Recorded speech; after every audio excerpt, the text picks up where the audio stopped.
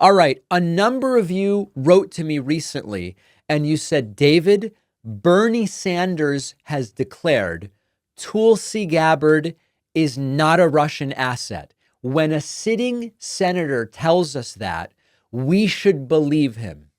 Absolutely legitimate to say, well, Bernie certainly should be listened to. But if the standard is when a sitting senator tells us something, we should listen, then we also have to apply it to Senator Tammy Duckworth, who over the weekend on CNN said she does think that Tulsi is a Russian asset. Now, before we even play the clip, I do think it's important to remind you, when we say a Russian asset, we're not saying a secret agent. We're not saying someone on the payroll of Russia who coordinates with Russia. We're saying more of a useful idiot.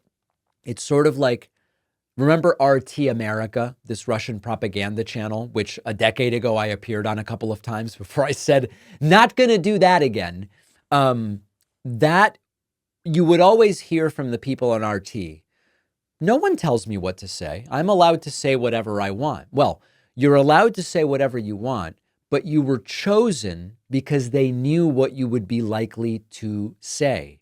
That's why you're there. And not recognizing that makes you a useful idiot.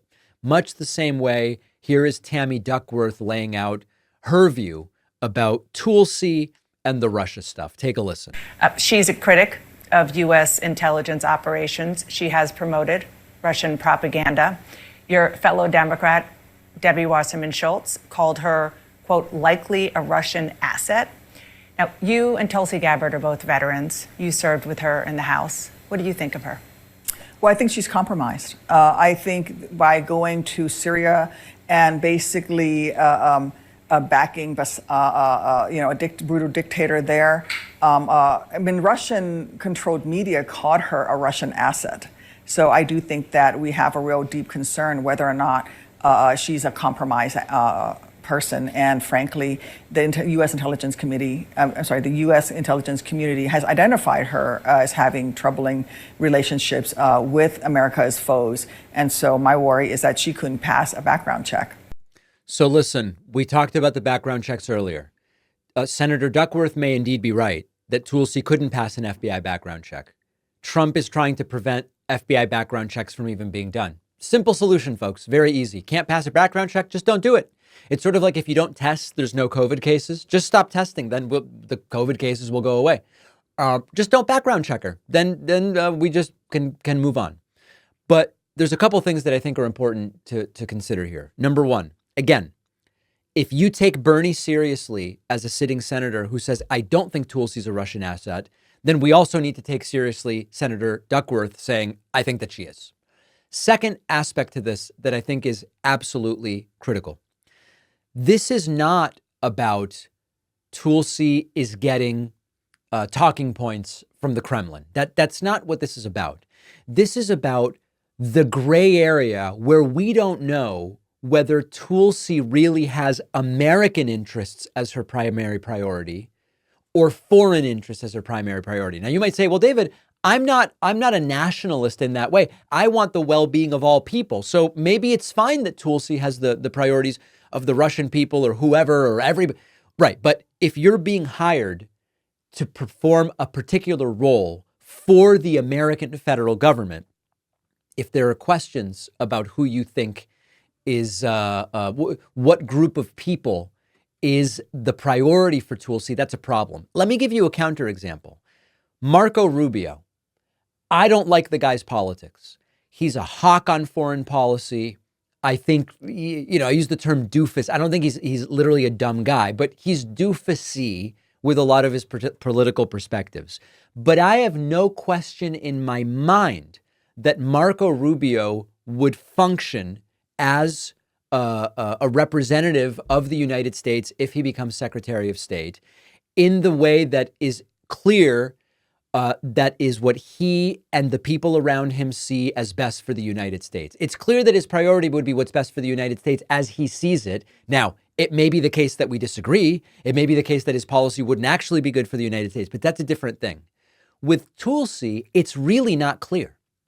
And that alone is a major red flag. You'll recall that Russian state media outlets like RT and Sputnik would consistently promote Tulsi's viewpoints, frame her as this anti-establishment voice, because her commentary and her positions were useful to them to attempt to delegitimize American democracy. She's echoed narratives favored by the Kremlin. It doesn't mean she's getting the talking points from them, but she's saying exactly what the Kremlin would want her to say, criticizing American support for Ukraine, framing it as an unnecessary provocation against Russia, even though it's actually defense against an illegal Russian invasion, opposing sanctions on Russia, suggesting, oh, the sanctions on Russia will harm Americans more than Russians, which does not appear at all to be the case, saying that the U.S. should respect Russian security interests, which is straight out of the Kremlin playbook. She's portrayed the conflict as one that the U.S. should avoid escalating, which feeds into the Putin idea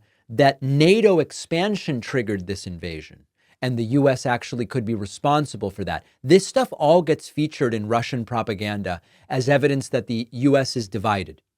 They love the Tulsi stuff.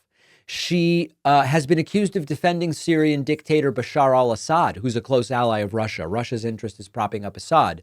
And that, again, aligns her with the goals of the Kremlin. So it's circumstantial evidence without a doubt. I haven't heard anyone say Tulsi is coordinating or even financially tied to Russia. I've not made that claim. I've not heard it said. But ultimately, she's being a useful idiot here. And that's not a pejorative. We're not using the term idiot as like, you're a moron. We're useful idiot is a particular term, which is she unintentionally, we'll give her the benefit of the doubt, she unintentionally ends up serving Russian interests. And that doesn't mean that she's an agent or a spy or anything like it. The question that should be asked is, when there is such lack of clarity as to whose interests she serves, should she be in a position as sensitive as Director of National Intelligence, especially when it's not clear she could even pass an FBI background check? My opinion is no. If your opinion is yes, I want to hear from you. info@davidpakman.com.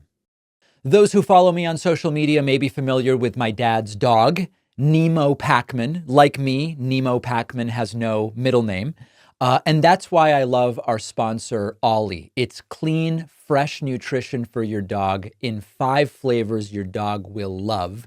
You don't need to be a veterinary nutritionist to know that feeding your dog real whole foods with minimal processing is one of the best choices for their health. No harmful fillers, preservatives. Ollie is made in the U.S. in American kitchens using ingredients sourced from trusted growers and producers around the world. You fill out Ollie's 30-second quiz. They'll do a customized meal plan based on your dog's weight, activity level, and other health considerations. For first-time customers, Ollie sends your dog's first box with 2 weeks of meals and a guide for switching them gradually to the new food.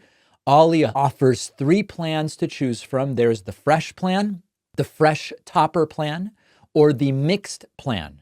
Right now, you'll get 60% off your first box when you go to ollie.com and enter the code PAKMAN. They even offer a clean bowl guarantee. If you're not completely satisfied with the first box, you get your money back. The link is in the description.